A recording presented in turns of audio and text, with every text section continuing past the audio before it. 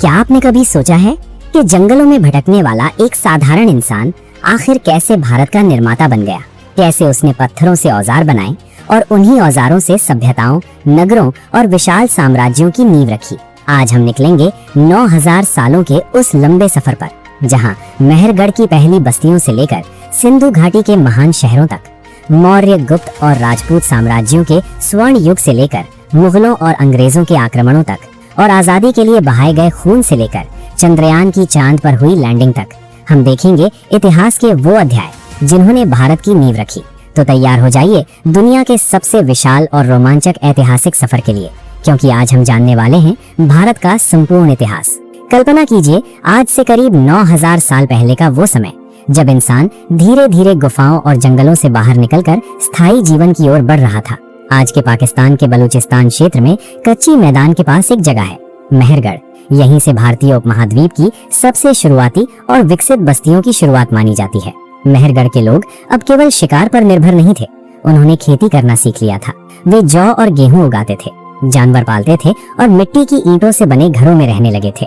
उनके घरों में अनाज रखने के लिए अलग कमरे बनाए जाते थे, जिससे पता चलता है कि वे भविष्य के लिए भोजन जमा करना भी जानते थे। लेकिन मेहरगढ़ को खास बनाने वाली बात सिर्फ खेती नहीं थी। खुदाई में मिले इंसानी जबड़ों से पता चला कि यहाँ के लोग दांतों का इलाज भी करते थे। पत्थर के बेहद बारीक औजारों से दांतों में छेद किए जाते थे, यानी हजारों साल पहले इस धरती पर चिकित्सा की शुरुआती समझ विकसित हो चुकी थी। वे लोग कपास का इस्तेमाल भी जानते थे, जिसका मतलब था कि कपड़ा बनाने की कला की शुरुआत भी इसी क्षेत्र से हो रही थी। जैसे जैसे समय बीतता गया, मेहरगढ़ की बस्तियां बड़ी होने लगी, जनसंख्या बढ़ी और लोग बेहतर जमीन की तलाश में मैदानों की ओर बढ़ने लगे। करीब 3500 ईसा पूर्व के आसपास मेहरगढ़ के लोग सिंधु नदी के आसपास फैलने लगे। यहीं से जन्म हुई दुनिया की सबसे विकसित और रहस्यमयी सभ्यताओं में से एक, सिंधु घाटी सभ्यता। जब दुनिया के कई हिस्सों में लोग छोटे छोटे कबीलों में रह रहे थे, तब भारत की धरती पर हड़प्पा और मोहनजोदड़ो जैसे विशाल शहर बस चुके थे। इन शहरों की सड़कें योजनाबद्ध तरीके से बनाई गई थीं। सड़कें एक दूसरे को लगभग 90 डिग्री के कोण पर काटती थीं। पूरी सभ्यता में इस्तेमाल होने वाली ईंटों का आकार लगभग एक जैसा था, चाहे शहर सैकड़ों किलोमीटर दूर ही क्यों ना हो। उनकी जल निकासी व्यवस्था उस समय दुनिया की सबसे उन्नत व्यवस्थाओं में गिनी जाती थी। लगभग हर घर की नाली मुख्य ढकी हुई नालियों से जुड़ी होती थी। कई जगह सफाई के लिए विशेष रास्ते बनाए गए थे। इतिहासकार मानते हैं कि उस समय दुनिया की बहुत कम सभ्यताओं के पास इतनी उन्नत व्यवस्था मौजूद थी। सिंधु घाटी के लोग केवल किसान नहीं थे, वे व्यापारी भी थे। उनका व्यापार मेसोपोटामिया तक फैला हुआ था, जिसे आज इराक के नाम से जाना जाता है। खुदाई में मिली मोहरों, आभूषणों और धातु के सामान से पता चलता है कि ये सभ्यता आर्थिक रूप से बेहद समृद्ध थी। मोहनजोदड़ो में मिला विशाल स्नानागार आज भी इतिहासकारों को हैरान करता है। उसे इस तरह बनाया गया था कि पानी बाहर ना निकले। उस दौर में इतनी उन्नत निर्माण कला अपने आप में असाधारण थी। लेकिन इस सभ्यता का सबसे बड़ा रहस्य आज भी अनसुलझा है। इनकी अपनी एक लिपि थी, हजारों मोहरों और वस्तुओं पर ये लिखावट मिली है, लेकिन आज तक कोई भी वैज्ञानिक इसे पूरी तरह नहीं पढ़ पाया। हम इनके शहर देख सकते हैं, इनके घर, इनके औजार और इनके व्यापार के प्रमाण देख सकते हैं, लेकिन वे कौन थे, उनकी भाषा क्या थी और वे अपने बारे में क्या लिख कर गए थे, ये रहस्य आज भी इतिहास की सबसे बड़ी पहेलियों में गिना जाता है। वे धातुओं का उपयोग जानते थे, आभूषण बनाते थे, मिट्टी के सुंदर बर्तन तैयार करते थे और व्यवस्थित तरीके से शहरों में रहते थे। कई इतिहासकार मानते हैं कि उस समय सिंधु घाटी सभ्यता दुनिया की सबसे उन्नत शहरी सभ्यताओं में से एक थी। लेकिन हर महान सभ्यता की तरह सिंधु घाटी का भी एक अंत हुआ। करीब 1900 ईसा पूर्व के बाद धीरे धीरे ये बड़े शहर खाली होने लगे। व्यापार कमजोर पड़ गया और लोग गांवों की ओर लौटने लगे। कुछ इतिहासकार मानते हैं कि सिंधु नदी ने अपना रास्ता बदल लिया था, कुछ इसे भीषण सूखे का परिणाम बताते हैं, जबकि कुछ विशेषज्ञ लगातार आने वाली बाढ़ों को इसका कारण मानते हैं। कारण चाहे जो भी रहा हो, लेकिन भारत की पहली महान नगरीय सभ्यता अब इतिहास का हिस्सा बन चुकी थी। धीरे धीरे लोग पूर्व की ओर बढ़ने लगे। गंगा और यमुना के उपजाऊ मैदान अब नई बस्तियों का केंद्र बनने वाले थे, और यहीं से शुरू होने वाला था भारत के इतिहास का एक नया अध्याय, वैदिक काल। सिंधु घाटी सभ्यता के महान शहर अब धीरे धीरे खामोश होने लगे। जो सड़कें कभी व्यापारियों और कारीगरों से भरी रहती थीं, वहां अब सन्नाटा फैलने लगा था। लोग छोटे गांवों और नई बस्तियों की ओर बढ़ रहे थे। भारत एक बार फिर बदलाव के दौर में प्रवेश कर चुका था। यहीं से शुरू हुआ वैदिक काल। ये वो समय था जब उत्तर भारत के विशाल मैदानों में छोटे छोटे जन बसने लगे थे। समाज अब धीरे धीरे कबीलों में संगठित हो रहा था। लोग पशुपालन करते थे, खेती करते थे और नदियों के किनारे अपनी बस्तियां बसाने लगे थे। इस काल की सबसे बड़ी पहचान बने वेद, ऋग्वेद, सामवेद, यजुर्वेद और अथर्ववेद। इन्हीं ग्रंथों में उस समय के समाज, युद्धों, परंपराओं और जीवन शैली का वर्णन मिलता है। ऋग्वेद को दुनिया के सबसे प्राचीन ग्रंथों में गिना जाता है। वैदिक काल के लोग प्रकृति की शक्तियों की पूजा करते थे। इंद्र को वर्षा का देवता माना जाता था। अग्नि, वरुण और सूर्य जैसे देवताओं का विशेष महत्व था। यज्ञ और मंत्र उस समय के धार्मिक जीवन का महत्वपूर्ण हिस्सा बन चुके थे। धीरे धीरे समाज में बदलाव आने लगा। अब लोग केवल पशुपालन तक सीमित नहीं थे, खेती का विस्तार होने लगा था और गांव बड़े होते जा रहे थे। इसी दौर में एक ऐसी खोज हुई जिसने भारत का भविष्य बदल दिया, लोहे की खोज। लोहे के औजारों ने घने जंगलों को काटना आसान बना दिया। खेती के लिए नई जमीन तैयार होने लगी। लोहे के मजबूत हलों की वजह से पैदावार बढ़ी और समाज आर्थिक रूप से मजबूत होने लगा। लेकिन जैसे जैसे समृद्धि बढ़ी, वैसे वैसे संघर्ष भी बढ़ने लगे। ऋग्वेद में एक बड़े युद्ध का वर्णन मिलता है जिसे दशराज युद्ध कहा जाता है। ये युद्ध रावी नदी के किनारे लड़ा गया था। एक तरफ थे भरत कबीले के राजा सुदास और दूसरी तरफ 10 कबीलों का महासंघ। ये केवल जमीन का युद्ध नहीं था, ये शक्ति और वर्चस्व की लड़ाई थी। राजा सुदास ने अपनी युद्ध नीति से विरोधी कबीलों को हरा दिया। कई इतिहासकार मानते हैं कि इसी भरत कबीले के नाम पर आगे चलकर इस भूमि को भारत कहा जाने लगा। समय के साथ छोटे छोटे कबीले बड़े जनपदों में बदलने लगे। गांवों की जगह अब संगठित राज्यों का निर्माण हो रहा था। व्यापार बढ़ रहा था और समाज पहले से अधिक व्यवस्थित होता जा रहा था।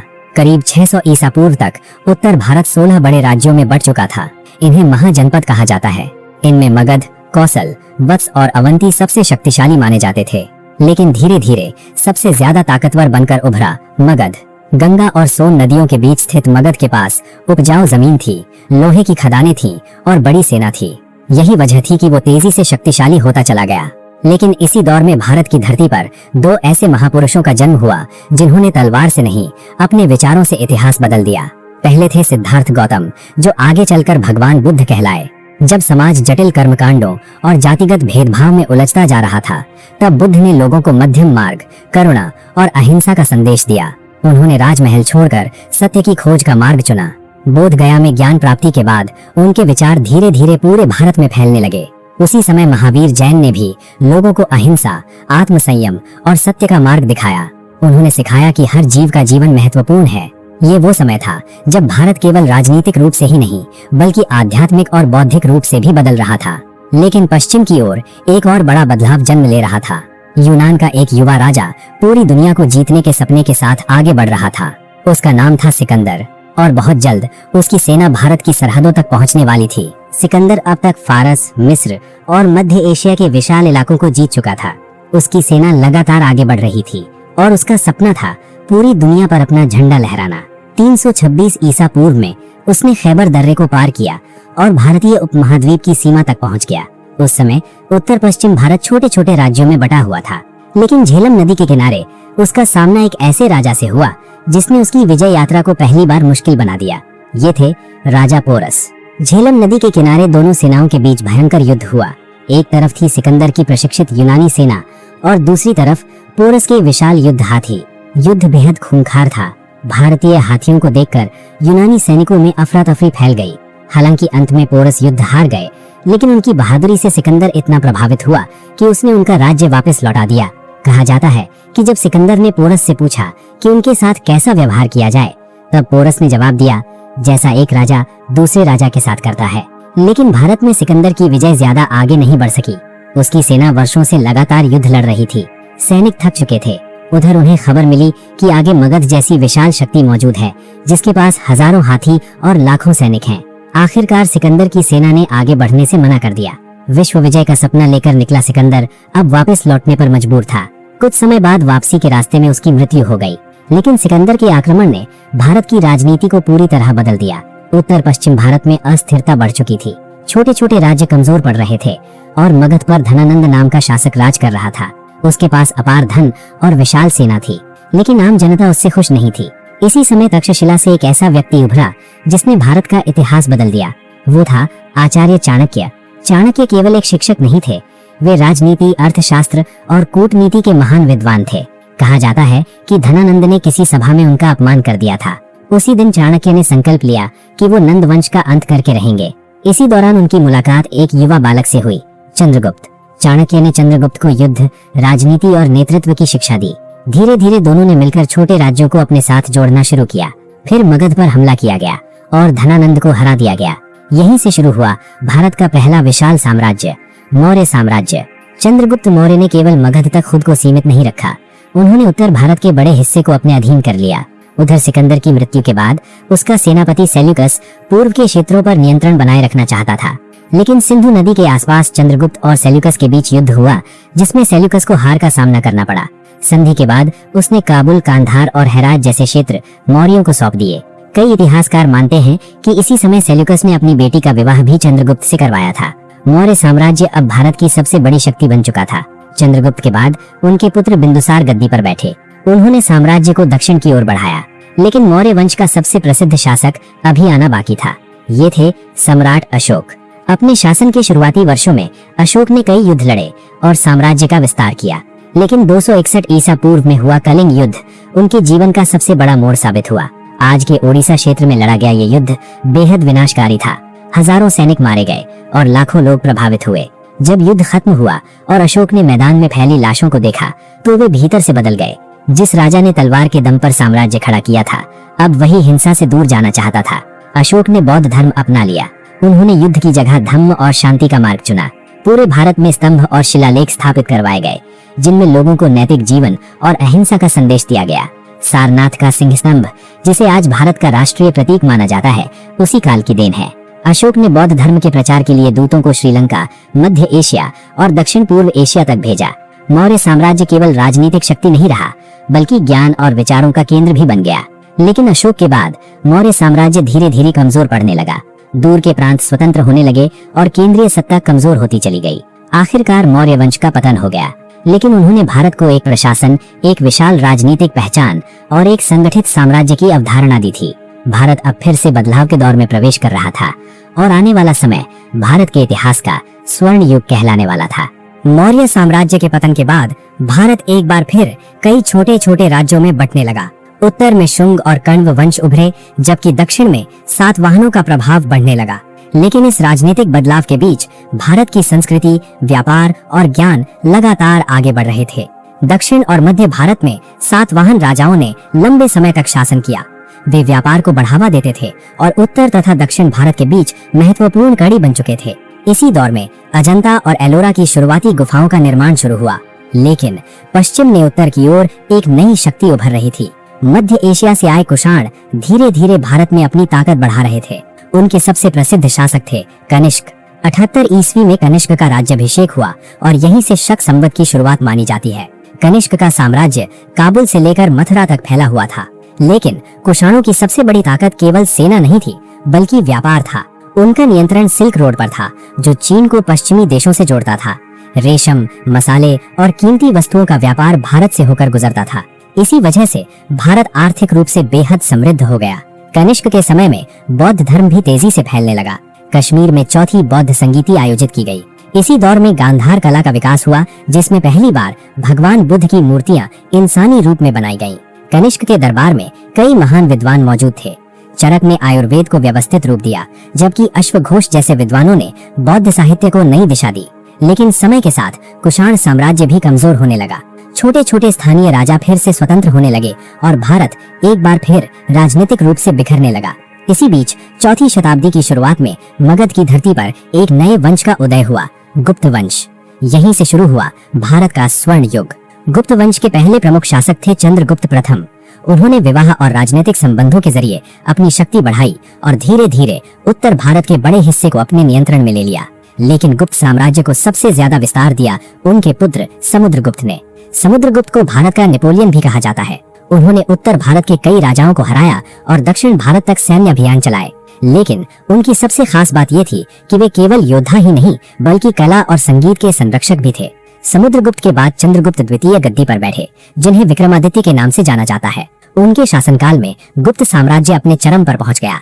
व्यापार बढ़ा, शहर समृद्ध हुए और भारत विज्ञान, गणित तथा साहित्य का बड़ा केंद्र बन गया। इसी दौर में महान गणितज्ञ आर्यभट्ट ने गणित और खगोल विज्ञान में महत्वपूर्ण खोजें की। उन्होंने बताया कि पृथ्वी गोल है और अपनी धुरी पर घूमती है। शून्य की अवधारणा और गणना पद्धति ने आगे चलकर पूरी दुनिया के विज्ञान को बदल दिया। कालिदास ने अभिज्ञान शाकुंतलम और मेघदूत जैसी महान रचनाएं लिखी। संस्कृत साहित्य अपने शिखर पर पहुंच चुका था। गुप्त काल की धातु विज्ञान भी बेहद उन्नत थी। दिल्ली का लौह स्तंभ आज भी इसका प्रमाण माना जाता है। सदियों तक खुले वातावरण में रहने के बावजूद उसमें जंग नहीं लगा। इसी दौर में शिक्षा का सबसे बड़ा केंद्र बनकर उभरा नालंदा विश्वविद्यालय। ये दुनिया के सबसे बड़े विश्वविद्यालयों में से एक था। यहाँ हजारों छात्र और शिक्षक रहते थे। भारत ही नहीं बल्कि चीन, कोरिया और तिब्बत से भी विद्यार्थी यहाँ पढ़ने आते थे। नालंदा केवल धार्मिक शिक्षा का केंद्र नहीं था। यहाँ गणित, चिकित्सा, खगोल विज्ञान और दर्शन जैसे विषय भी पढ़ाए जाते थे। लेकिन हर साम्राज्य की तरह गुप्त साम्राज्य का भी पतन शुरू हुआ। उत्तर पश्चिम से हुणों के आक्रमण बढ़ने लगे। लगातार युद्धों ने साम्राज्य को कमजोर कर दिया। धीरे धीरे प्रांत स्वतंत्र होने लगे और केंद्रीय सत्ता टूटने लगी। करीब 550 ईस्वी तक गुप्त साम्राज्य का पतन हो चुका था। लेकिन गुप्त काल ने भारत को जो दिया उसने आने वाली सदियों तक दुनिया को प्रभावित किया। विज्ञान, गणित, साहित्य, कला और शिक्षा के क्षेत्र में ये भारत के इतिहास का सबसे महत्वपूर्ण दौर माना जाता है। गुप्त साम्राज्य के पतन के बाद उत्तर भारत में फिर से छोटे राज्यों का उदय होने लगा। लेकिन बहुत जल्द एक नया शासक उत्तर भारत को फिर से एकजुट करने वाला था। उसका नाम था हर्षवर्धन। हर्षवर्धन जब राजा बने तब परिस्थितियां सामान्य नहीं थीं। हर्षवर्धन की बहन राज्यश्री के पति और कन्नौज के राजा गृहवर्मन की हत्या कर दी गई। ये हत्या मालवा के राजा देवगुप्त ने करवाई। इसके बाद राज्यश्री को बंदी बना लिया गया। उस समय हर्षवर्धन के बड़े भाई राज्यवर्धन राजा थे। ये समाचार मिलते ही राज्यवर्धन ने मालवा पर हमला कर दिया। उन्होंने देवगुप्त को हरा दिया। लेकिन बंगाल के गौड़ राजा शशांक ने छल किया। उसने राज्यवर्धन की हत्या कर दी। अब केवल 16 वर्षीय हर्षवर्धन के कंधों पर थानेसर का भविष्य था। हर्षवर्धन ने सिंहासन संभाला। उन्होंने पंजाब से बंगाल तक विशाल साम्राज्य स्थापित किया। उन्होंने कन्नौज को अपनी राजधानी बनाया। उनके शासन में व्यापार फला फूला। शिक्षा, कला और संस्कृति का भी विकास हुआ। नालंदा विश्वविद्यालय विश्व के सबसे बड़े शिक्षा केंद्रों में शामिल था। चीनी यात्री हुइनसांग ने भी हर्षवर्धन के शासन की प्रशंसा की। लेकिन 647 ईस्वी में हर्षवर्धन की मृत्यु हो गई। उनकी मृत्यु के बाद उत्तर भारत फिर छोटे छोटे राज्यों में बट गया। इसी समय पाल, गुर्जर प्रतिहार और राष्ट्रकूट जैसी शक्तियां उभरी। कन्नौज के लिए इन तीनों शक्तियों के बीच संघर्ष शुरू हुआ। ये संघर्ष लगभग 200 वर्षों तक चला। इसे इतिहास में त्रिपक्षीय संघर्ष कहा जाता है। गुर्जर प्रतिहार शासक नागभट्ट प्रथम ने अरब आक्रमणकारियों को हराया। उन्होंने पश्चिमी सीमाओं की रक्षा की। मिहिर भोज के समय ये साम्राज्य उत्तर भारत की सबसे बड़ी शक्ति बन गया। लगभग 3 शताब्दियों तक गुर्जर प्रतिहार भारत की रक्षा के मुख्य आधार रहे। उन्होंने अरब आक्रमणकारियों के प्रयासों को विफल किया। लेकिन लगातार युद्धों ने साम्राज्य को कमजोर कर दिया था। अब उत्तर भारत में नए राजपूत वंश उभर रहे थे। लगातार युद्धों ने भारत को भीतर से भी कमजोर कर दिया था। इसी दौरान की ओर एक नया खतरा जन्म ले रहा था। 712 ईस्वी में अरब सेनापति मोहम्मद बिन कासिम ने सिंध पर हमला कर दिया। सिंध के राजा दाहिर ने उसका सामना किया, लेकिन अंत में वे हार गए। सिंध पर अरबों का कब्जा हो गया और पहली बार भारत की भूमि पर इस्लामी शासन ने स्थायी रूप से कदम जमाए।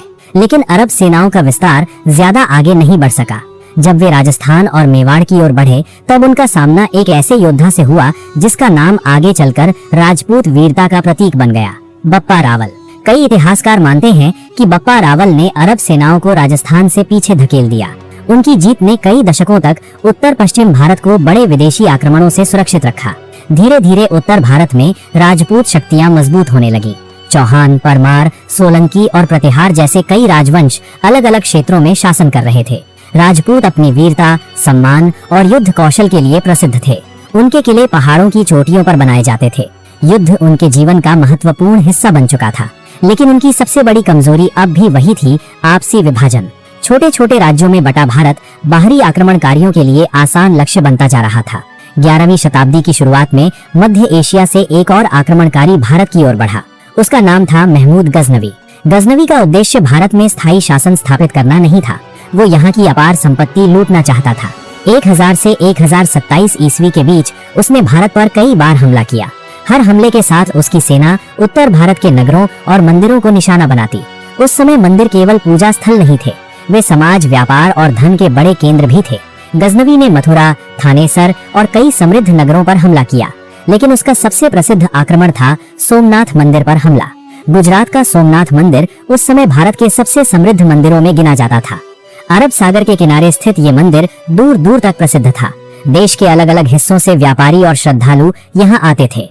1025 ईस्वी में गजनवी की सेना रेगिस्तानी रास्तों से गुजरते हुए सोमनाथ तक पहुंची। मंदिर की रक्षा के लिए हजारों लोगों ने मुकाबला किया, लेकिन अंत में गजनवी ने मंदिर पर कब्जा कर लिया।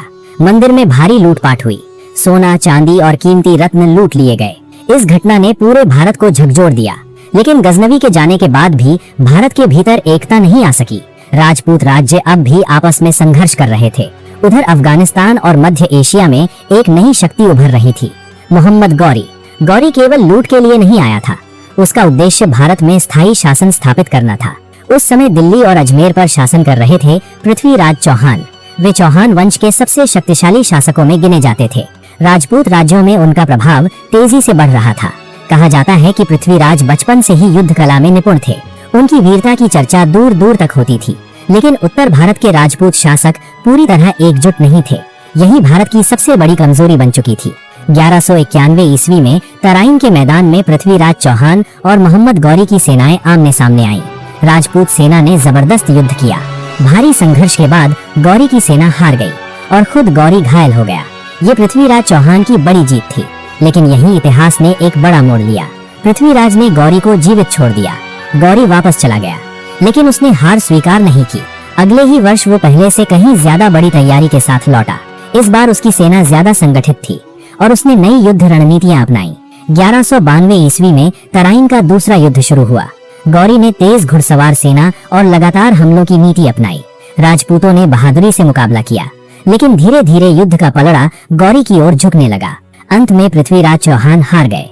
ये हार केवल एक राजा की हार नहीं थी, इसने उत्तर भारत की राजनीति पूरी तरह बदल दी। दिल्ली और उत्तर भारत के बड़े हिस्से पर अब तुर्क शक्तियों का प्रभाव बढ़ने लगा। यहीं से भारत में दिल्ली सल्तनत की नींव पड़ी। लेकिन ये केवल सत्ता परिवर्तन नहीं था। आने वाले समय में भारत को लगातार युद्धों, नए शासनों और बड़े राजनीतिक बदलावों के दौर से गुजरना था। तराइन के दूसरे युद्ध के बाद उत्तर भारत की राजनीति पूरी तरह बदल चुकी थी। पृथ्वीराज चौहान की हार के साथ ही दिल्ली और आसपास के क्षेत्रों पर तुर्क शक्तियों का प्रभाव तेजी से बढ़ने लगा। मोहम्मद गौरी भारत में स्थायी रूप से नहीं रुका, लेकिन उसने अपने विश्वस्त सेनापति कुतुबुद्दीन ऐबक को यहाँ शासन संभालने के लिए छोड़ दिया। 1206 ईस्वी में मोहम्मद गौरी की मृत्यु के बाद कुतुबुद्दीन ऐबक दिल्ली की गद्दी पर बैठा। यहीं से शुरू हुई दिल्ली सल्तनत। दिल्ली अब धीरे धीरे उत्तर भारत की सबसे बड़ी राजनीतिक शक्ति बनती जा रही थी। तुर्क शासकों ने अपनी सत्ता मजबूत करने के लिए लगातार सैन्य अभियान चलाए। कुतुबुद्दीन ऐबक के बाद इल्तुतमिश सत्ता में आया। उसने दिल्ली सल्तनत को स्थिर किया और विद्रोहों को दबाकर अपनी स्थिति मजबूत की। इसी दौर में दिल्ली पहली बार एक संगठित मुस्लिम सल्तनत के रूप में उभरी। इसके बाद सत्ता संभाली रजिया सुल्तान ने। वे दिल्ली सल्तनत की पहली और एकमात्र महिला शासक थीं। रजिया प्रशासन और युद्ध दोनों में कुशल थीं, लेकिन दरबार के कई अमीर एक महिला शासक को स्वीकार नहीं करना चाहते थे। लगातार विरोध और संघर्ष के बीच अंततः उनका शासन समाप्त हो गया। धीरे धीरे सल्तनत का विस्तार बढ़ता गया, लेकिन इसी दौरान एक ऐसा सेनापति उभरा जिसने भारत के इतिहास को गहरे घाव दिए, बख्तियार खिलजी। 1193 ईस्वी में उसने बिहार और बंगाल की ओर अभियान शुरू किया। उस समय बिहार में स्थित नालंदा विश्वविद्यालय दुनिया के सबसे बड़े शिक्षा केंद्रों में गिना जाता था। यहाँ हजारों विद्यार्थी और शिक्षक रहते थे, लेकिन बख्तियार खिलजी ने नालंदा पर हमला कर दिया। विश्वविद्यालय की विशाल लाइब्रेरी में लाखों पांडुलिपियां मौजूद थीं। कहा जाता है कि आग लगने के बाद वो कई महीनों तक जलती रही। गणित, खगोल विज्ञान, चिकित्सा और दर्शन से जुड़ा विशाल ज्ञान उस आग में नष्ट हो गया। नालंदा का विनाश भारत के इतिहास की सबसे दुखद घटनाओं में गिना जाता है। इसके बाद दिल्ली सल्तनत पर खिलजी वंश का उदय हुआ। सबसे शक्तिशाली शासक बना अलाउद्दीन खिलजी। अलाउद्दीन एक महत्वाकांक्षी शासक था। उसने उत्तर भारत में कई विद्रोहों को दबाया और अपने साम्राज्य का विस्तार शुरू किया, लेकिन उसकी नजर केवल दिल्ली तक सीमित नहीं थी। वे पूरे भारत पर अपना प्रभाव स्थापित करना चाहता था। 1303 ईस्वी में उसने मेवाड़ की राजधानी चित्तौड़गढ़ को घेर लिया। चित्तौड़ केवल एक किला नहीं था, वह राजपूत सम्मान और शक्ति का प्रतीक माना जाता था। कई महीनों तक युद्ध चलता रहा। राजपूतों ने मजबूती से किले की रक्षा की, लेकिन अंत में परिस्थितियां उनके खिलाफ होने लगी। इसी युद्ध से जुड़ी सबसे प्रसिद्ध कथा रानी पद्मिनी की मानी जाती है। कहा जाता है कि जब हार निश्चित दिखाई देने लगी, तब किले की हजारों महिलाओं ने जौहर किया। राजपूत योद्धाओं ने अंतिम युद्ध के लिए केसरिया पहन लिया और अंत तक लड़ते रहे। चित्तौड़ पर कब्जा करने के बाद अलाउद्दीन खिलजी उत्तर भारत का सबसे शक्तिशाली शासक बन गया।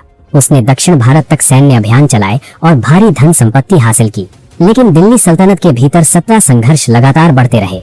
इसके बाद तुगलक वंश सत्ता में आया। मोहम्मद बिन तुगलक अपने अजीब फैसलों के लिए प्रसिद्ध हुआ। उसने राजधानी दिल्ली से दौलताबाद ले जाने की कोशिश की, लेकिन ये योजना असफल रही। लगातार युद्धों और भारी करों की वजह से आम जनता परेशान होने लगी थी। उत्तर भारत में राजनीतिक अस्थिरता लगातार बढ़ रही थी, लेकिन इसी समय दक्षिण भारत में एक नई शक्ति जन्म ले रही थी। तुंगभद्रा नदी के किनारे हरिहर और बुक्का नाम के दो भाइयों ने एक नए साम्राज्य की नींव रखी, विजयनगर साम्राज्य। विजयनगर बहुत जल्दी दक्षिण भारत की सबसे बड़ी शक्ति बन गया। उसकी राजधानी हम्पी दुनिया के सबसे समृद्ध शहरों में गिनी जाती थी। विदेशी यात्री लिखते हैं कि वहाँ के बाजारों में हीरे जवाहरात खुलेआम बिकते थे। मंदिर, बाजार और महल उस शहर की समृद्धि दिखाते थे। विजयनगर केवल राजनीतिक शक्ति नहीं था, वे दक्षिण भारतीय संस्कृति, कला और परंपराओं का भी बड़ा केंद्र बन चुका था। इस साम्राज्य के सबसे प्रसिद्ध शासक बने कृष्णदेवराय। उनके शासनकाल में विजयनगर अपने चरम पर पहुंच गया। व्यापार बढ़ा, साहित्य और कला को संरक्षण मिला और दक्षिण भारत में स्थिरता स्थापित हुई। हम्पी का विट्ठल मंदिर और उसके पत्थर के संगीत स्तंभ आज भी उस काल की उन्नत वास्तुकला का प्रमाण माने जाते हैं। लेकिन उत्तर और दक्षिण के बीच संघर्ष लगातार जारी था। 1565 ईस्वी में तालीकोटा का युद्ध हुआ। दक्षिण के कई मुस्लिम सल्तनतों ने मिलकर विजयनगर पर हमला किया। युद्ध में विजयनगर की सेना हार गई। इसके बाद हम्पी को भारी नुकसान पहुंचाया गया और धीरे धीरे विजयनगर साम्राज्य कमजोर पड़ने लगा। लेकिन इसी दौरान उत्तर भारत में एक और बड़ा बदलाव होने वाला था। मध्य एशिया से एक नया आक्रमणकारी भारत की ओर बढ़ रहा था। उसका नाम था बाबर। 16वीं शताब्दी की शुरुआत तक दिल्ली सल्तनत कमजोर पड़ चुकी थी। लगातार सत्ता संघर्षों ने उत्तर भारत को अस्थिर कर दिया था। इसी समय मध्य एशिया से एक नया आक्रमणकारी भारत की ओर बढ़ा, बाबर। बाबर तैमूर और चंगेज खान की वंश परंपरा से जुड़ा था। उसने कम उम्र में ही कई युद्ध देखे थे। मध्य एशिया में लगातार संघर्षों के बीच उसका सपना था भारत में एक स्थायी साम्राज्य स्थापित करना। 1526 ईस्वी में पानीपत के मैदान में बाबर और दिल्ली के सुल्तान इब्राहिम लोदी की सेनाएं आमने सामने आईं।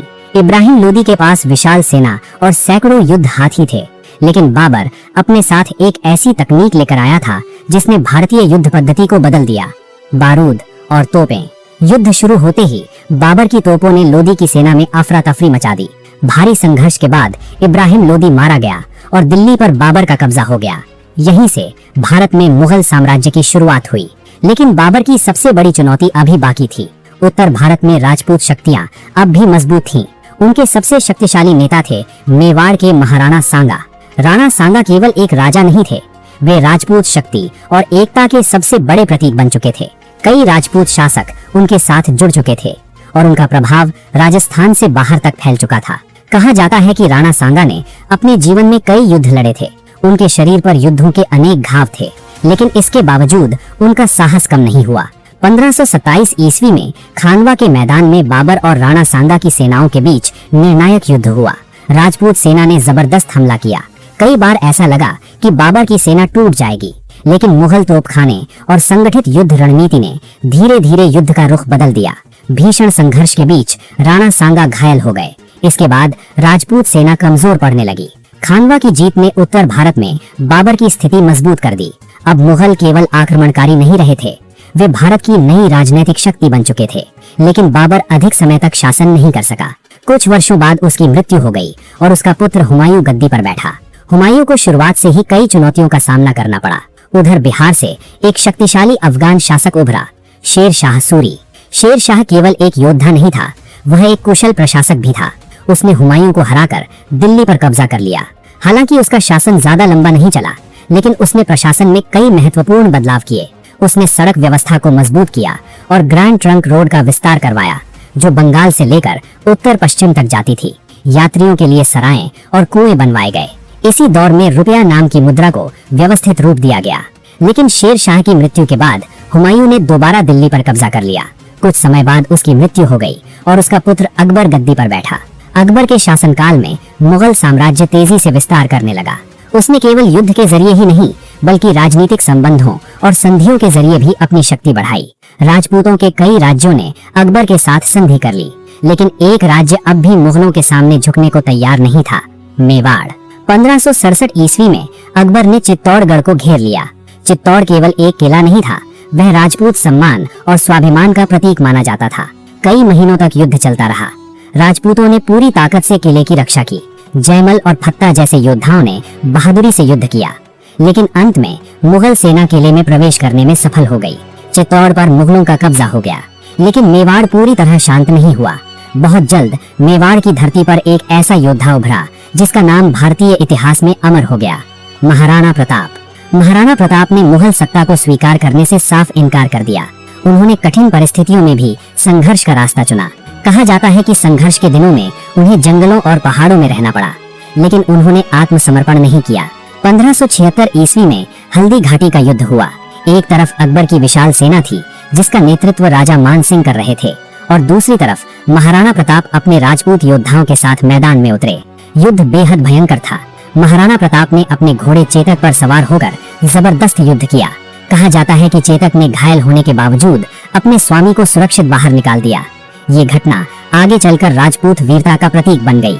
हालांकि हल्दी घाटी का युद्ध निर्णायक नहीं रहा, लेकिन महाराणा प्रताप ने संघर्ष जारी रखा। उन्होंने अरावली के कठिन पहाड़ी क्षेत्रों से गुरिल्ला युद्ध शुरू किया। धीरे धीरे उन्होंने मेवाड़ के कई हिस्सों पर दोबारा नियंत्रण हासिल कर लिया। अंत तक वे मुगलों के सामने झुके नहीं। उधर अकबर के शासनकाल में मुगल साम्राज्य अपने चरम पर पहुंच रहा था। प्रशासन मजबूत हुआ, व्यापार बढ़ा और कला तथा स्थापत्य को संरक्षण मिला। फतेहपुर सीकरी, आगरा किला और कई भव्य निर्माण इसी काल में हुए। मुगल साम्राज्य अब भारत की सबसे बड़ी शक्ति बन चुका था, लेकिन आने वाले समय में यही साम्राज्य दक्षिण भारत में एक ऐसी शक्ति से टकराने वाला था जो आगे चलकर मुगलों की नींव हिला देगी। अकबर के बाद जहांगीर और फिर शाहजहां मुगल गद्दी पर बैठे। शाहजहां के शासनकाल में मुगल साम्राज्य अपनी समृद्धि के चरम पर पहुंच गया। दिल्ली का लाल किला, जामा मस्जिद और आगरा का ताजमहल इसी दौर में बनाए गए। मुगल स्थापत्य कला पूरी दुनिया में प्रसिद्ध होने लगी, लेकिन इन भव्य इमारतों और विशाल साम्राज्य के पीछे भारी करों का बोझ आम जनता पर पड़ रहा था। किसानों से ज्यादा लगान वसूला जा रहा था और लगातार युद्धों ने लोगों की परेशानियां बढ़ा दी थी। 1658 ईस्वी में औरंगजेब ने सत्ता संभाली। उसने अपने भाइयों को हराकर मुगल गद्दी हासिल की और धीरे धीरे साम्राज्य का सबसे शक्तिशाली शासक बन गया। लेकिन औरंगजेब का शासन पहले के मुगल शासकों से अलग था। उसने साम्राज्य का विस्तार करने के लिए लगातार युद्ध शुरू किए। उधर दक्षिण भारत में कई शक्तियां मुगलों और दक्कन सल्तनतों के बीच संघर्ष कर रही थीं। इसी दौरान सह्याद्री की पहाड़ियों में एक नई शक्ति जन्म ले रही थी। 1630 ईस्वी में शिवनेरी दुर्ग में एक बालक का जन्म हुआ, छत्रपति शिवाजी महाराज। उनकी माता जीजाबाई ने बचपन से ही उनमें धर्म, साहस और स्वाभिमान के संस्कार डाले। रामायण और महाभारत की कहानियां सुनते हुए शिवाजी बड़े हुए। उस समय दक्षिण भारत में बीजापुर और गोलकुंडा जैसी सल्तनतों का प्रभाव था। मुगल साम्राज्य भी धीरे धीरे दक्षिण की ओर बढ़ रहा था, लेकिन पहाड़ी क्षेत्रों में रहने वाले स्थानीय लोग लगातार संघर्ष कर रहे थे। यहीं से शिवाजी ने अपनी शक्ति बढ़ानी शुरू की। कम उम्र में ही उन्होंने तोरणा किले पर कब्जा कर लिया। इसके बाद धीरे धीरे कई किले उनके नियंत्रण में आने लगे। शिवाजी केवल बहादुर योद्धा ही नहीं थे, वे युद्ध नीति और भूगोल को भी अच्छी तरह समझते थे। उन्होंने पहाड़ी क्षेत्रों में तेज हमला और तेज वापसी की रणनीति अपनाई। बड़ी सेनाओं के सामने सीधे टकराने के बजाय वे गुरिल्ला युद्ध करते थे। धीरे धीरे उनके साथ मावले जुड़ने लगे। ये साधारण किसान और पहाड़ी योद्धा थे, लेकिन शिवाजी के लिए पूरी निष्ठा से लड़ते थे। शिवाजी की बढ़ती शक्ति से बीजापुर सल्तनत चिंतित हो गई। उन्हें रोकने के लिए बीजापुर ने अपने सबसे शक्तिशाली सेनापति अफजल खान को भेजा। अफजल खान को अपनी ताकत पर पूरा भरोसा था। कहा जाता है कि उसने रास्ते में कई मंदिरों को नुकसान पहुंचाया ताकि शिवाजी खुले युद्ध के लिए बाहर आए, लेकिन शिवाजी सीधे युद्ध में नहीं फंसे। आखिरकार प्रतापगढ़ के पास दोनों की मुलाकात तय हुई। अफजल खान को लगा कि वो आसानी से शिवाजी को खत्म कर देगा, लेकिन शिवाजी पहले से तैयार थे। कहा जाता है कि मुलाकात के दौरान अफजल खान ने धोखे से शिवाजी को मारने की कोशिश की। तभी शिवाजी ने बाघ नख से जवाबी हमला किया। कुछ ही देर में अफजल खान मारा गया। ये घटना पूरे दक्कन में तेजी से फैल गई। अब शिवाजी केवल एक स्थानीय सरदार नहीं रहे, वे एक बड़े प्रतिरोध के नेता बन चुके थे। इसके बाद शिवाजी ने तेजी से कई किलों और क्षेत्रों पर कब्जा कर लिया। उनकी बढ़ती ताकत से औरंगजेब भी चिंतित हो गया। मुगलों ने राजा जयसिंह के नेतृत्व में विशाल सेना भेजी। लगातार संघर्ष के बाद पुरंदर की संधि हुई। संधि के बाद शिवाजी को आगरा बुलाया गया, लेकिन आगरा पहुंचने पर उन्हें नजरबंद कर दिया गया। औरंगजेब को लगा कि अब शिवाजी उसके नियंत्रण में आ चुके हैं, लेकिन बहुत जल्द एक ऐसी घटना हुई जिसने पूरे मुगल दरबार को चौंका दिया। शिवाजी अपने पुत्र संभाजी के साथ नजरबंदी से निकलने में सफल हो गए। कहा जाता है कि वे फलों और मिठाइयों की टोकरियों के जरिए वहां से बाहर निकले। आगरा से निकलने के बाद शिवाजी ने दोबारा अपनी शक्ति संगठित करनी शुरू कर दी। धीरे धीरे उन्होंने खोए हुए कई किलों पर फिर कब्जा कर लिया। 1674 ईस्वी में रायगढ़ में उनका राज्याभिषेक हुआ। यहीं से मराठा स्वराज्य की औपचारिक स्थापना मानी जाती है। शिवाजी ने प्रशासन, सेना और नौसेना को मजबूत किया। उन्होंने कई समुद्री किलों का निर्माण करवाया और पश्चिमी तट पर अपनी पकड़ मजबूत की। उनकी सेना अनुशासन के लिए जानी जाती थी। महिलाओं और आम जनता के साथ दुर्व्यवहार पर सख्त रोक थी। धीरे धीरे मराठा शक्ति दक्षिण भारत की सबसे बड़ी ताकत बनती जा रही थी। लेकिन 1680 ईस्वी में शिवाजी महाराज की मृत्यु हो गई। उनकी मृत्यु के बाद उनके पुत्र संभाजी महाराज ने सत्ता संभाली। संभाजी ने मुगलों के खिलाफ संघर्ष जारी रखा। औरंगजेब अब खुद विशाल सेना लेकर दक्षिण पहुंच चुका था। उसका उद्देश्य मराठों को पूरी तरह खत्म करना था। लगातार युद्धों के बीच एक समय ऐसा आया जब संभाजी मुगल सेना के हाथ लग गए। औरंगजेब ने उन्हें आत्मसमर्पण और धर्म परिवर्तन का प्रस्ताव दिया, लेकिन संभाजी ने इसे स्वीकार नहीं किया। इसके बाद उन्हें कठोर यातनाएं दी गईं और अंततः उनकी हत्या कर दी गई। लेकिन संभाजी की मृत्यु के बाद भी मराठा संघर्ष खत्म नहीं हुआ। मराठा सेनाओं ने पहाड़ी क्षेत्रों से गुरिल्ला युद्ध जारी रखा। मुगल सेना लगातार थकती जा रही थी। औरंगजेब कई वर्षों तक दक्षिण भारत में फंसा रहा। लगातार युद्धों ने मुगल खजाने को कमजोर कर दिया। धीरे धीरे मुगल साम्राज्य भीतर से टूटने लगा। 1707 ईस्वी में औरंगजेब की मृत्यु हो गई। उसकी मृत्यु के साथ ही मुगल साम्राज्य का पतन तेज हो गया। लेकिन भारत की राजनीति अब फिर एक नए दौर में प्रवेश करने वाली थी। बहुत जल्द समुद्र पार से आए कुछ व्यापारी भारत की सत्ता पर कब्जा करने की तैयारी शुरू करने वाले थे। औरंगजेब की मृत्यु के बाद मुगल साम्राज्य तेजी से कमजोर होने लगा। दिल्ली की सत्ता अब पहले जैसी मजबूत नहीं रही थी। प्रांतों के सूबेदार धीरे धीरे स्वतंत्र होने लगे और भारत एक बार फिर छोटे छोटे शक्तिशाली राज्यों में बंटने लगा। इसी दौरान मराठा शक्ति तेजी से उभर रही थी। पेशवाओं के नेतृत्व में मराठों ने उत्तर भारत तक अपना प्रभाव बढ़ाना शुरू कर दिया। राजपूत, जाट, सिख और बंगाल के नवाब भी अलग अलग क्षेत्रों में अपनी ताकत बढ़ा रहे थे। लेकिन भारत की इस राजनीतिक अस्थिरता का फायदा समुद्र पार से आए व्यापारियों ने उठाना शुरू कर दिया। 1600 ईस्वी में इंग्लैंड की ईस्ट इंडिया कंपनी की स्थापना हुई थी। शुरुआत में उनका उद्देश्य केवल व्यापार करना था। वे भारत से मसाले, कपड़ा और अन्य कीमती सामान यूरोप ले जाते थे। धीरे धीरे कंपनी ने भारत के अलग अलग तटीय क्षेत्रों में अपनी फैक्ट्रियां और व्यापारिक केंद्र स्थापित कर लिए। सूरत, मद्रास, बम्बई और कलकत्ता जैसे शहर अंग्रेजों के बड़े केंद्र बन गए। लेकिन समय के साथ कंपनी केवल व्यापार तक सीमित नहीं रही।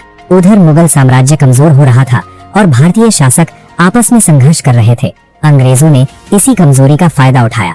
1757 ईस्वी में बंगाल का नवाब सिराजुद्दौला और ईस्ट इंडिया कंपनी प्लासी के मैदान में आमने सामने आए।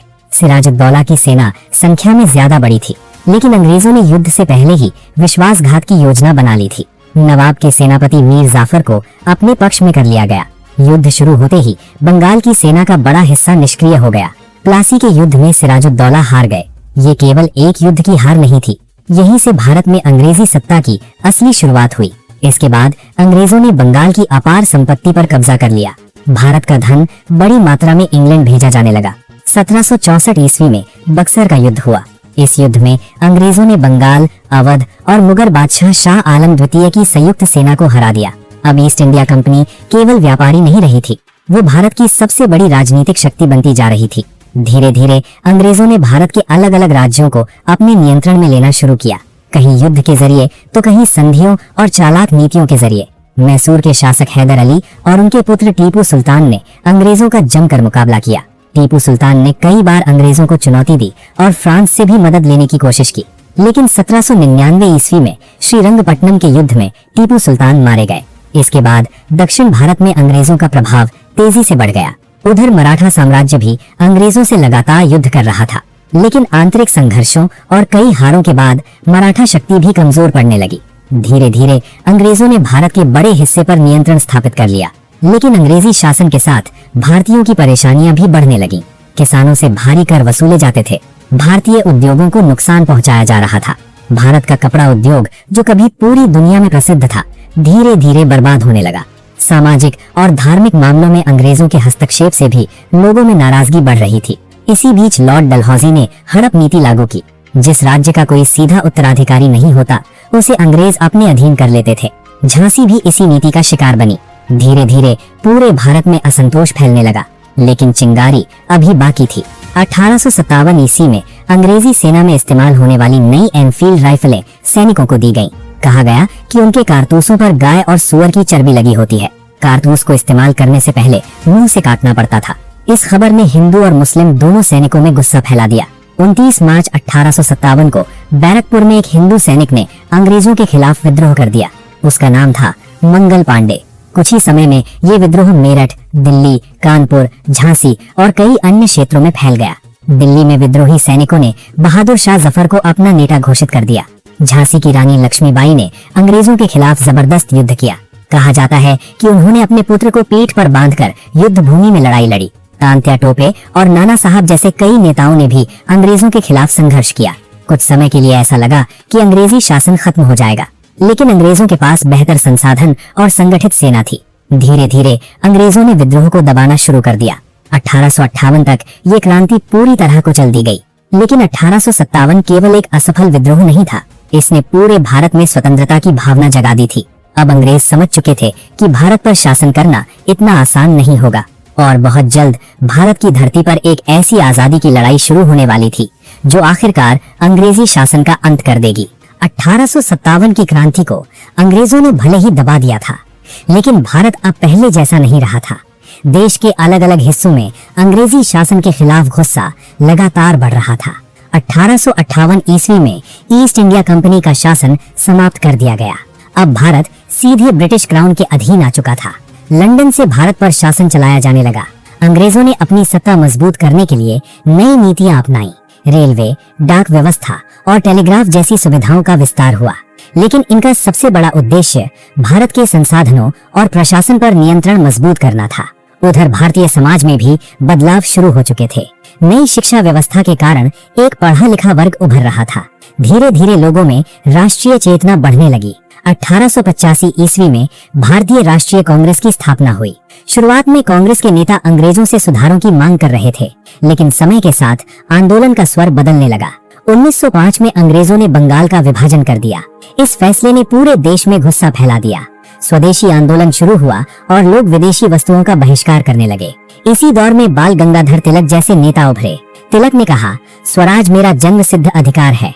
धीरे धीरे स्वतंत्रता आंदोलन पूरे देश में फैलने लगा, लेकिन अंग्रेजों का दमन भी लगातार बढ़ रहा था। 1919 ईस्वी में अंग्रेजों ने रॉलेट एक्ट लागू किया। इस कानून के तहत बिना मुकदमे के भी लोगों को गिरफ्तार किया जा सकता था। पूरे देश में इसका विरोध शुरू हो गया। 13 अप्रैल 1919 को पंजाब के अमृतसर में हजारों लोग जलियांवाला बाग में इकट्ठा हुए। उनमें महिलाएं, बच्चे और बुजुर्ग भी शामिल थे। तभी जनरल डायर अपने सैनिकों के साथ वहां पहुंचा। बाग को चारों तरफ से घेर लिया गया। बिना चेतावनी दिए सैनिकों को गोली चलाने का आदेश दे दिया गया। कुछ ही मिनटों में सैकड़ों लोग मारे गए। लोग जान बचाने के लिए भागने लगे, लेकिन बाहर निकलने का रास्ता लगभग बंद था। जलियांवाला बाग हत्याकांड ने पूरे भारत को झकझोर दिया। अब लाखों भारतीयों का अंग्रेजी शासन से भरोसा पूरी तरह टूट चुका था। इसी दौरान भारतीय राजनीति में एक ऐसा व्यक्ति उभरा जिसने स्वतंत्रता आंदोलन की दिशा बदल दी। महात्मा गांधी। गांधी ने सत्याग्रह और अहिंसा का मार्ग अपनाया। उन्होंने लोगों से अंग्रेजी शासन के खिलाफ शांतिपूर्ण आंदोलन करने की अपील की। 1920 में असहयोग आंदोलन शुरू हुआ। लोग सरकारी नौकरियां छोड़ने लगे, विदेशी कपड़ों का बहिष्कार होने लगा और पूरे देश में आंदोलन फैल गया। गांवों से लेकर शहरों तक अब आजादी की मांग खुलकर उठने लगी थी। लेकिन भारत की आजादी की लड़ाई केवल अहिंसा तक सीमित नहीं थी। देश के कई युवा क्रांतिकारी रास्ता चुन चुके थे। इन्हीं युवाओं में एक नाम था भगत सिंह। भगत सिंह बचपन से ही अंग्रेजी अत्याचारों को देख रहे थे। जलियांवाला बाग की घटना ने उन पर गहरा प्रभाव डाला। उन्होंने चंद्रशेखर आजाद और अन्य क्रांतिकारियों के साथ मिलकर अंग्रेजों के खिलाफ संघर्ष शुरू किया। 1928 में साइमन कमीशन के विरोध के दौरान लाला लाजपत राय घायल हो गए। कुछ समय बाद उनकी मृत्यु हो गई।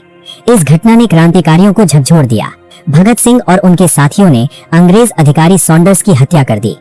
इसके बाद वे अंग्रेजों की नजर में सबसे बड़े क्रांतिकारी बन गए। लेकिन उनका उद्देश्य केवल बदला लेना नहीं था, वे पूरे देश को जगाना चाहते थे। 1929 में भगत सिंह और बटुकेश्वर दत्त ने केंद्रीय विधानसभा में बम फेंका, लेकिन वो बम जान लेने के लिए नहीं था। बम फेंकने के बाद दोनों ने भागने की कोशिश नहीं की। वे चाहते थे कि पूरा देश उनकी आवाज सुने। इनकलाब जिंदाबाद का नारा पूरे भारत में गूंजने लगा। आखिरकार भगत सिंह, राजगुरु और सुखदेव को फांसी की सजा सुनाई गई। 23 मार्च 1931 को तीनों क्रांतिकारियों को फांसी दे दी गई। उनकी शहादत ने लाखों युवाओं के भीतर आजादी की आग जगा दी। उधर गांधी लगातार आंदोलन चला रहे थे। 1930 में उन्होंने दांडी मार्च शुरू किया। सैकड़ों किलोमीटर पैदल चलकर उन्होंने नमक कानून तोड़ा। ये केवल नमक का विरोध नहीं था, ये अंग्रेजी सत्ता को खुली चुनौती थी। धीरे धीरे अंग्रेजों पर दबाव बढ़ता जा रहा था। फिर शुरू हुआ द्वितीय विश्व युद्ध। अंग्रेजों ने भारत को बिना अनुमति युद्ध में शामिल कर लिया। इससे भारतीय नेताओं में गुस्सा फैल गया। 1942 में गांधी ने भारत छोड़ो आंदोलन शुरू किया। पूरा देश भारत छोड़ो, अंग्रेजों भारत छोड़ो के नारों से गूंज उठा। हजारों लोगों को गिरफ्तार किया गया, लेकिन आंदोलन रुकने वाला नहीं था। उधर सुभाष चंद्र बोस एक अलग रास्ता चुन चुके थे। उन्होंने आजाद हिंद फौज का गठन किया और अंग्रेजों के खिलाफ सशस्त्र संघर्ष शुरू किया। तुम मुझे खून दो, मैं तुम्हें आजादी दूंगा का उनका नारा पूरे देश में प्रसिद्ध हो गया। आजाद हिंद फौज ने उत्तर पूर्व भारत तक अभियान चलाया। हालांकि अंत में उन्हें सफलता नहीं मिली, लेकिन भारतीय सेना और जनता पर इसका गहरा प्रभाव पड़ा। अब अंग्रेज समझ चुके थे कि भारत पर ज्यादा समय तक शासन करना संभव नहीं होगा। लगातार आंदोलनों, आर्थिक दबाव और बढ़ते विरोध ने ब्रिटिश शासन को कमजोर कर दिया था। आखिरकार 15 अगस्त 1947 को भारत आजाद हो गया, लेकिन आजादी के साथ ही देश का विभाजन भी हुआ। भारत और पाकिस्तान दो अलग देशों में बंट गए। विभाजन के दौरान भयानक दंगे हुए, लाखों लोगों को अपना घर छोड़ना पड़ा और हजारों लोग मारे गए। सदियों की गुलामी के बाद भारत अब एक स्वतंत्र राष्ट्र बन चुका था, लेकिन उसकी कीमत भी बहुत बड़ी थी। आजादी के बाद भारत ने लोकतंत्र को अपनाया। धीरे धीरे देश ने विज्ञान, उद्योग, कृषि और तकनीक के क्षेत्र में विकास करना शुरू किया। जिस देश को कभी विदेशी शक्तियां लूटने आती थीं, वही भारत आगे चलकर दुनिया की सबसे बड़ी अर्थव्यवस्थाओं में शामिल होने लगा। 1974 में भारत ने अपना पहला परमाणु परीक्षण किया। इसके बाद अंतरिक्ष कार्यक्रम तेजी से आगे बढ़ने लगा। इसरो ने दुनिया को दिखा दिया कि सीमित संसाधनों के बावजूद भारत बड़ी उपलब्धियां हासिल कर सकता है। और 2023 में जब चंद्रयान 3 चंद्रमा के दक्षिणी ध्रुव पर सफलतापूर्वक उतरा, तब पूरी दुनिया ने भारत की वैज्ञानिक शक्ति को देखा। ये सफर केवल 75 सालों का नहीं था, ये सफर था मेहरगढ़ की पहली बस्तियों से लेकर चांद तक पहुंचने का। हजारों वर्षों के संघर्ष, ज्ञान, युद्ध, बलिदान और सभ्यताओं से गुजरकर भारत यहाँ तक पहुंचा है। और यही है भारत का संपूर्ण इतिहास।